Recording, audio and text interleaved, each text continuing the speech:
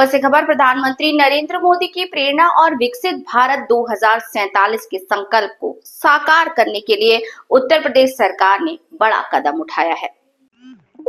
बागपत प्रधानमंत्री नरेंद्र मोदी की प्रेरणा और विकसित भारत 2047 के संकल्प को साकार करने के लिए उत्तर प्रदेश सरकार ने बड़ा कदम उठाया। मुख्यमंत्री योगी आदित्यनाथ ने प्रदेश को 2047 तक पूरी तरह विकसित राज्य बनाने का लक्ष्य तय किया है। इस अभियान में सरकार जनता की राय को अहम मान रही है। इसी क्रम में समर्थ उत्तर प्रदेश पोर्टल शुरू किया, जहां नागरिक अपने सुझाव साझा कर सकते हैं। सीएम योगी ने कहा कि उत्तर प्रदेश की तस्वीर बदलने में आम नागरिकों की सहभागिता सबसे महत्वपूर्ण है।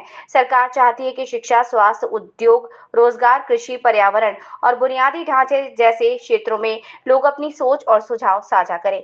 इन सुझावों के आधार पर ही आने वाले समय की नीतियां और योजनाओं को अंतिम रूप दिया जाएगा।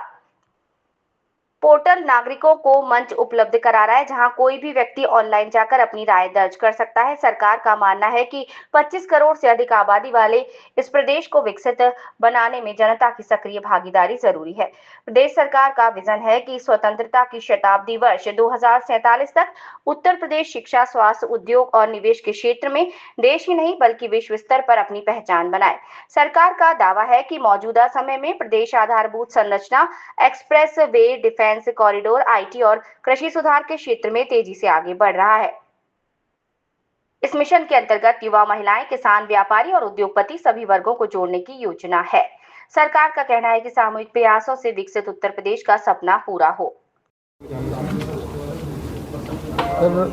भारत सरकार में माननीय प्रधानमंत्री जी का विज़न है कि 2047 में जब स्वतंत्रता के 100 वर्ष हों तो भारत को एक संपूर्ण विकसित राष्ट्र की श्रेणी में खड़ा किया जा सके। उसी के क्रम में माननीय मुख्यमंत्री जी का ये विज़न है कि उसके साथ ही साथ जब हम एज ए प्रदेश 2047 में प्रवेश करें तो हमारा उत्तर प्रदेश भी पूर्णतः विकसित प्रदेश के रूप में हो। तो उसके लिए एक विज़न पत्र, दृष्टि पत्र जो बन रहा है, जिसके लिए विधानसभा की बैठक हुई और 48 घंटे का सेशन चला। उसके बाद उन्होंने ये आवश्यकता महसूस की कि इसमें जन सहभागिता भी हो, जन भागीदारी भी सुनिश्चित की जाए। तो उन्होंने हर जनपद में 4-4, 5-5 जो है प्रबुद्ध जनों की एक टीम बनाई है। हम उस टीम का, बागपत जनपद के संदर्भ में हम उस टीम का हिस्सा हैं।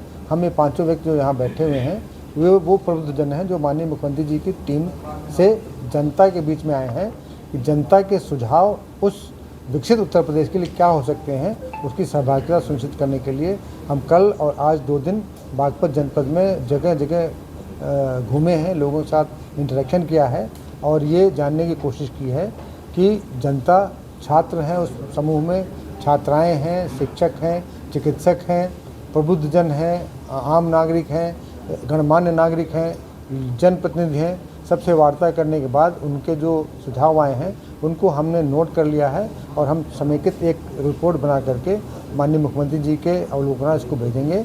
और ये भी कहा गया है कि अगर इस जनपद की किसी सुझाव को अच्छा माना जाएगा तो उसको पुरस्कृत भी किया जाएगा और माननीय मुख्यमंत्री जी के हाथों से प्रशस्ति पत्र भी लखनऊ में बुला कर दिलाया जाएगा। सर, बागपत में सबसे ज़्यादा किस चीज़ का सुझाव आया है?